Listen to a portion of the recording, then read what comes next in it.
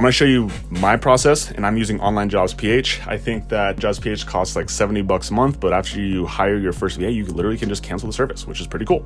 Or if you wanna keep it going, I think they have a $200 or $300 a year service. But anyway, it's relatively cheap. So you get on there, you post your job description. My job descriptions for a virtual assistant is like really simple. It's like title, virtual assistant. What am I looking for? I just literally list out a couple of the duties. It's really straight to the point. And every single time I do this, I get hundreds of applications. It's insane. Like I literally have to turn it off within the first day usually. Now the next hardest part is how do you weed through all these applications? And so here's the process: is you're going to send everybody an email, and what you're going to do is you're going to ask them 3 questions. Those 3 questions are starting with like, are you looking for full-time or part-time work? How many hours a week? That's actually one question. What is your experience with like whatever the position is that you're hiring for? And do you currently have another job? And so the reason why you ask these 3 questions is you want to do 2 things. The first thing you want to do is, well, you want to try to get as many questions done in one email as you can. But the second thing you want to do is like, how will they answer those questions? Are they detail oriented? And just by answering those questions, you can actually pick up a lot from them. How quickly do they respond? And so after that, you're going to get a response back. And then there's going to be basically 3 more sequences of questions where you're going to ask 3 questions each time. With that, you're going to be able to get a really good idea if this is the type of person who you actually want to bring on to an interview. The next round of questions: what did you like about your last position?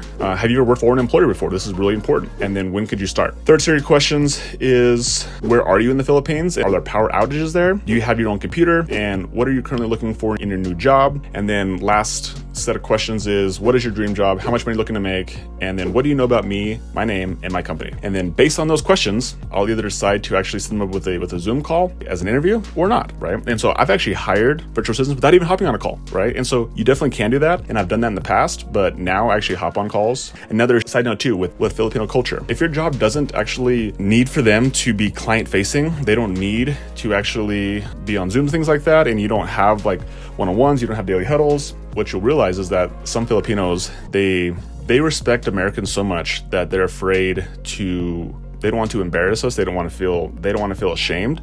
They feel uncomfortable sometimes getting on Zooms. They uncomfortable showing their face, right? So that's just one thing to understand from a cultural standpoint. But again, if you require them to do, like you want them to get on daily huddles, you want to have like a culture and relationship, then by all means you need to get on Zooms with them. So next step, once you actually have hired them, then what? Right? So next thing you do is you actually need to send them an offer letter. And inside this offer letter, it explains exactly what you communicated to them either on an email or on a Zoom call or a combination of both. So that way you're setting the clear expectations up front. So I'm going to read you just a snippet of this offer letter that I've sent, and it works so well. So this is an offer for the position with our company, whatever your company is, right? In the role of the position, you'll be expected to carry out these duties, put in your duties there. I'm offering you a salary of what you're offering them in exchange for 40 hours of work each week. You will be paid this weekly on each Sunday of the week. And so here's a really cool part as well, is that you need to pay your virtual assistants every single week, at least in the beginning. Now, I continue to pay them weekly, but here's the thing that Filipinos are super scared of, and it happens all the freaking time,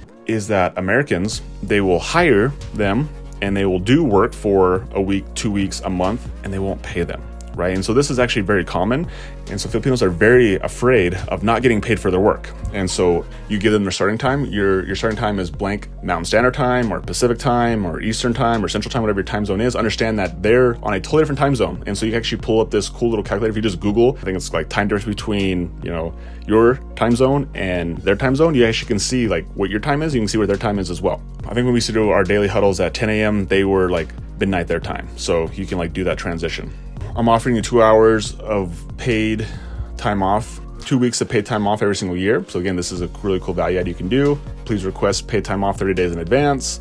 The position will start on this date, and your first pay date will be this date. Here are the holidays that we recognize, so these are really important as well. Again, these are things to write down. New Year's Day, obviously January 1st. They have a day, again, I can't even pronounce the name of it. It's Arwa Inji Karawagan, which is April 9th. Their Labor Day is May 1st. Their Independence Day is June 12th. National Heroes Day is the one that they celebrate. It's August 31st. They celebrate Christmas and Christmas Eve just like we do. But they also have Rizal Day, which is the 30th and the 31st of December. And then, of course, New Year's Eve. Again, these are important things to be understanding, so that way you can give them this time off, and it shows respect to them and their culture, and that you actually understand, right? Share with them how you're going to communicate with them. So we actually communicate through WhatsApp. And then here's a golden line. One of the last questions I put in there is like, can I count on you not to disappear? If you get lost or stuck, please come to me when you need help. And I put that in there as like, you must answer that yes. right? And I say, do you wish to accept this offer? And so that's the offer letter.